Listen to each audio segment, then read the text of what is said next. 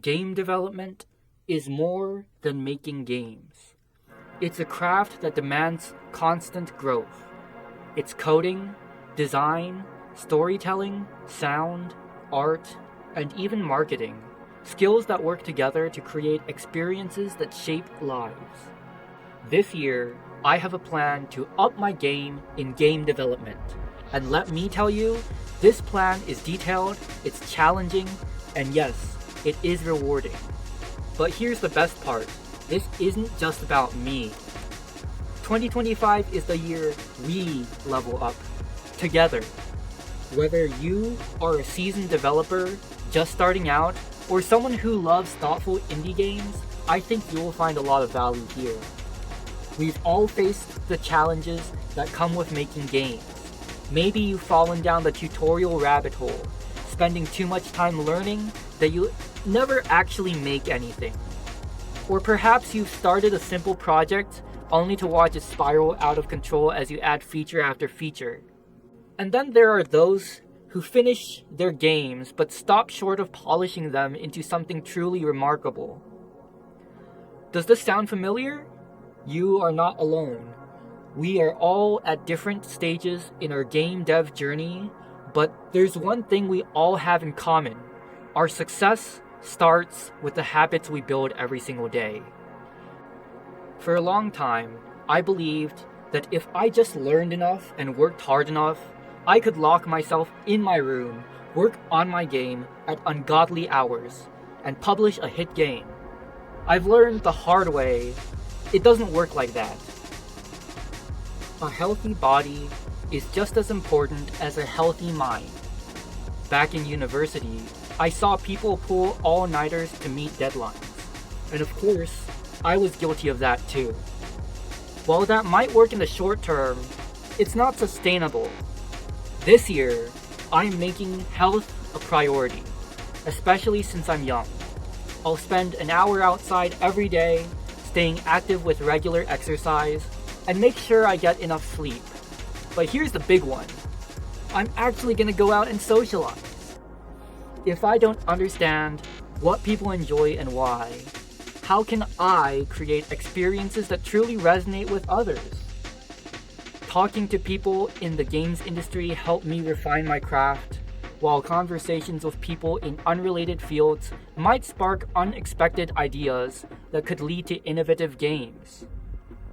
I've also drawn inspiration from Napoleon Hill, a speaker who studied the philosophy of success by interviewing accomplished people of his time. His advice might be old, but it's timeless. I've incorporated some of his principles into my daily routine. Each morning, I read his self-confidence affirmation to start my day with a good state of mind. At night, I give my subconscious a mission. I ask it to work on new ideas while I sleep. It's a small ritual, but it helps me wake up with purpose and fresh inspiration.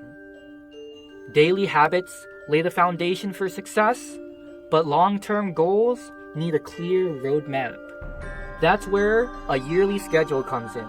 Switching things up each season keeps the process interesting and productive. For the rest of the year, I'll spend the first 2 months of each season building a new game and the last month polishing it and gathering feedback.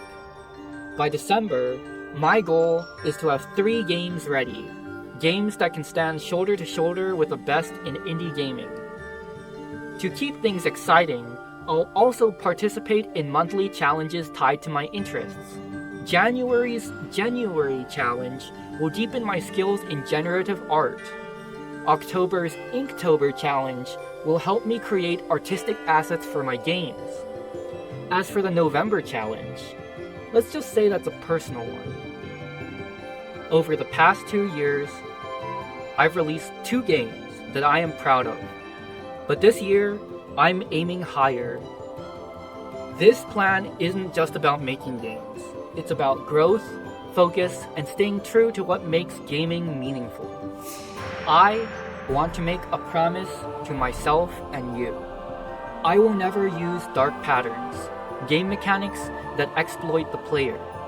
There will be no gambling, No paywalls that ruin pacing. No microtransactions. If I ever have customizable player skins in my games, the player will have to earn them through gameplay and not a credit card. If this video was inspiring to you, feel free to keep in touch. My socials and community are listed in the description of this video. If you have anything to say, feel free to leave a comment so I can continue the conversation.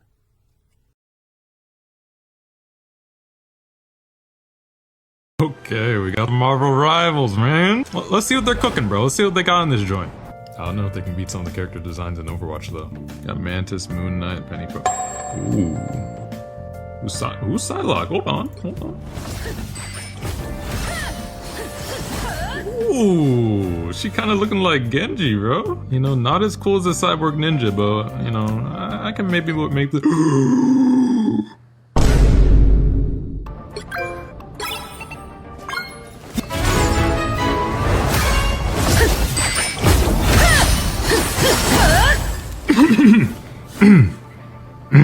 Yeah, it's a good game.